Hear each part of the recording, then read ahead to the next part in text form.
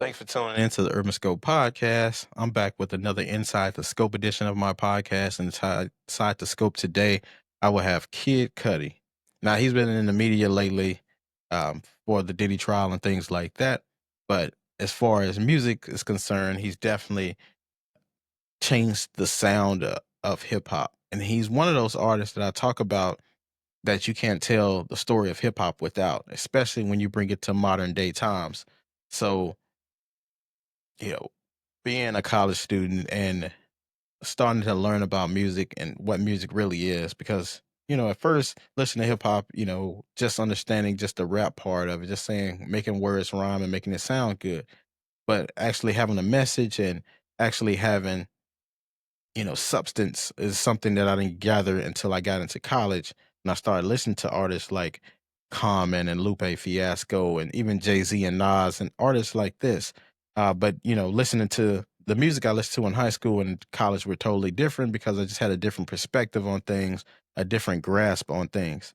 So Kid Cudi is an artist who ushered in a lot of artists behind him that would globalize the genre further.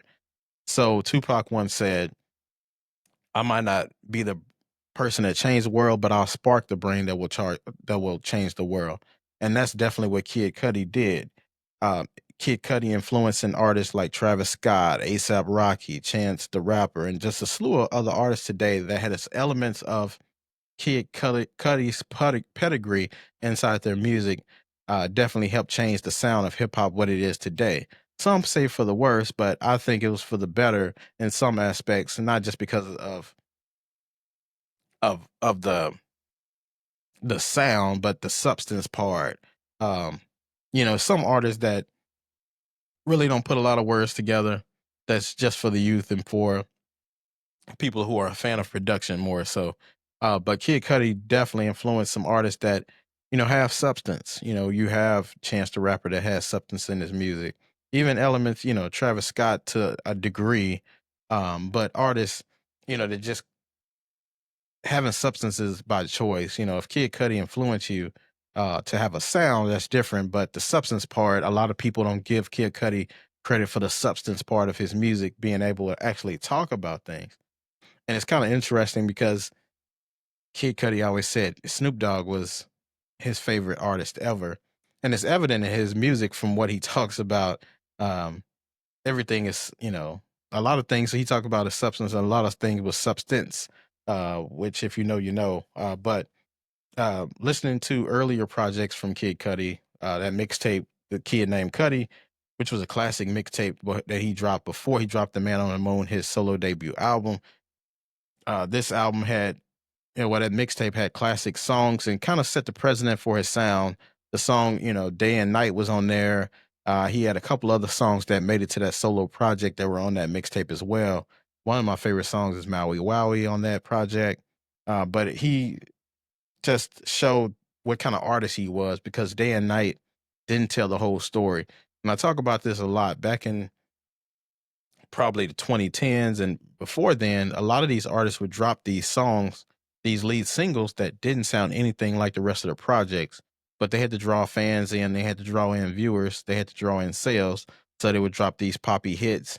And he did that with, Make Her Say and um, the song I just talked about, Day and Night. Those songs were not. Those songs were a facade for what he really was about and the subject matter that he touched on. And I'll get into that in just a few. But that Man on the Moon album changed the way music sounded forever because people started experimenting more.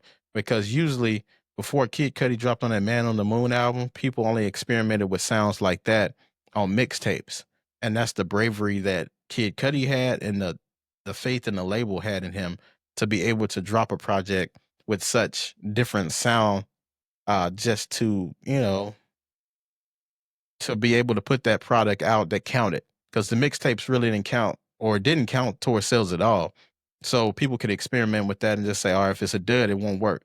But he was able to put out a solid project, especially for your debut album, that wasn't talking about unaliving somebody, that wasn't talking about hurting someone, wasn't talking about living in the ghetto all the time or talking about thug life and things like that. He had a different sound that was talking about mental health, that was talking about hurt, loss of loved ones, how to feel, feeling less than, um, feeling more than, just having different emotions and being more than one dimensional. And he was able to put that project out.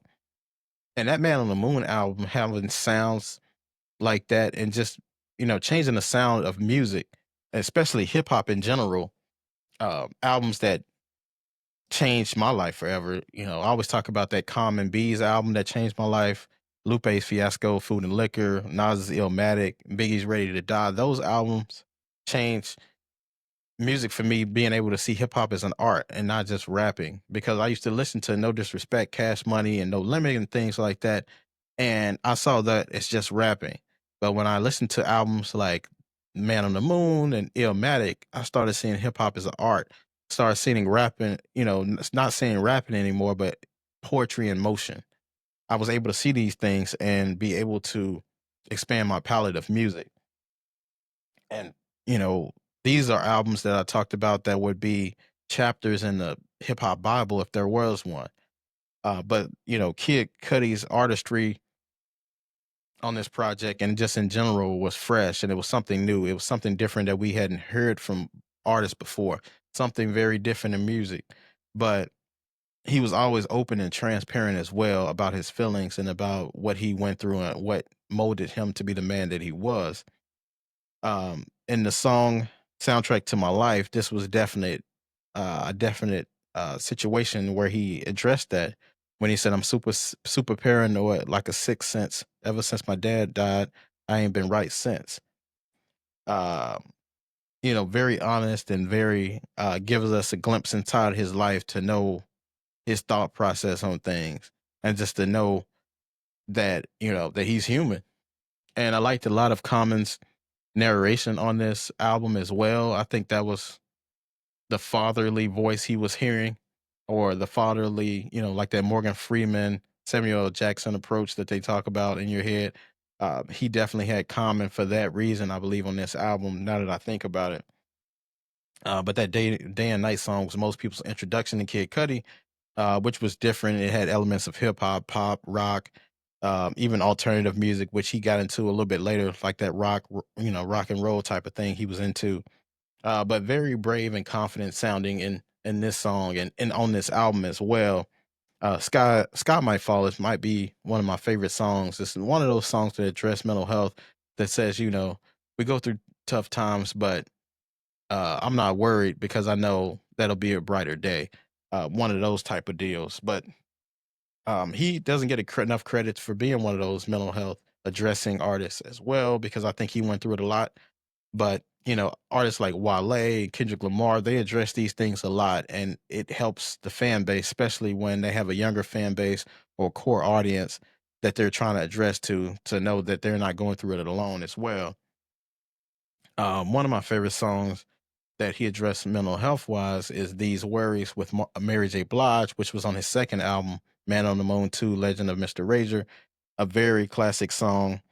And just a side note, it is a hip hop achievement when you have Mary J. Blige on the song with you. It's seen as a rite of passage or a sign of accomplishment, because all of the greats have had songs with Mary J. Blige in some form.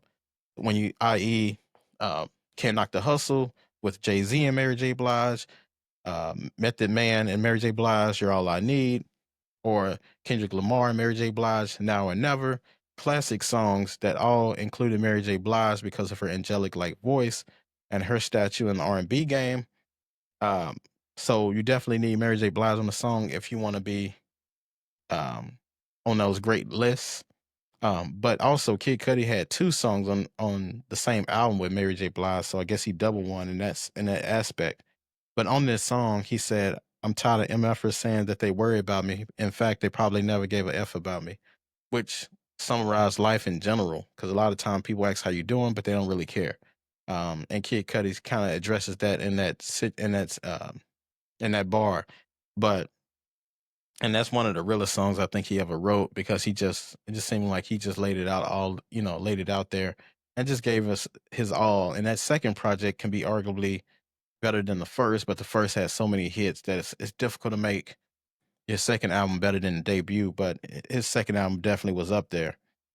Um, but as always, I think music should have positivity, but it also should have realism in it as well, because you have to give both sides of the coin, just not to give off a facade or um, a false, false, false sense of something. So, um, Kid Cudi is one of those great artists that gave you the full scope of life, and artistry should be that, because we know there are two sides of coins always. But Kid Cudi painted some of the best pictures, and music can't be told without him, especially in those later years in hip hop history. But as always, thanks for tuning in to Urban Scope Podcast. And until next time, I'll see you next time.